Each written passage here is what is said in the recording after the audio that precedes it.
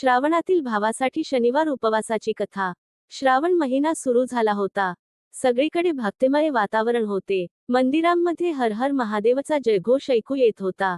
घराघरांत भगवान शिवांची पूजा, अभिषेक आणि उपवास केले जात होते। याच गावात एक बहीण आपल्या भावासोबत राहत होती। भावावर तिचे खूप प्रेम होते। आई वडिलांचे छत्र नसल्यामुळे दोघेही एकमेकांचा आधार होते। एके दिवशी भावाच्या आयुष्यात अचानक अनेक अडचणी येऊ लागल्या।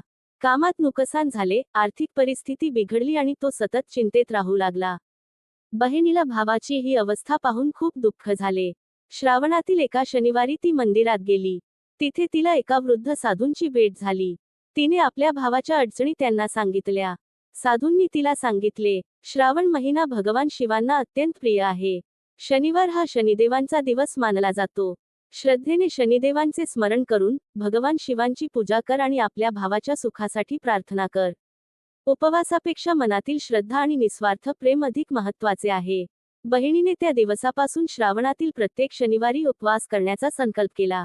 ती पहाटे उठून घर स्वच्छ करी, स्नान करून भगवान शिवांना जल अर्पण करी आणि त्यानंतर शनिदेवांचे स्मरण करून काळे तीळ, तेल आणि फुले अर्पण करी।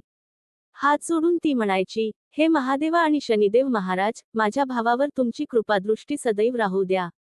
त्याच्या आयुष्यातील सर्व संकटे दूर करा। त्याला आरोग्य, सुख, समाधान आणि यश द्या। श्रावणातील प्रत्येक शनिवारी तिची भक्ती अधिक वाढत गेली। काही दिवसांनी तिच्या भावाला पुन्हा चांगले काम मिळाले। घरातील आर्थिक अडचणी कमी होऊ लागल्या आणि भावाच्या जीवनात सुख, समाधान परत आले। बहिणीने भगवान शिव आणि शनिदेवांचे मनापासून आभार मानले। तिच्या डोळ्यांत आनंदाश्रू आले। या कथेचा सुंदर संदेश असा की, श्रावणातील उपवास हा केवळ अन्नत्याग नसून आपल्या प्रिय व्यक्तीच्या सुखासाठी केलेली श्रद्धा, प्रार्थना आणि निस्वार्थ प्रेम आहे।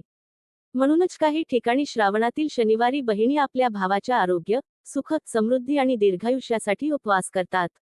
हर हर महादेव। श्री शनिदेव महाराज की जय।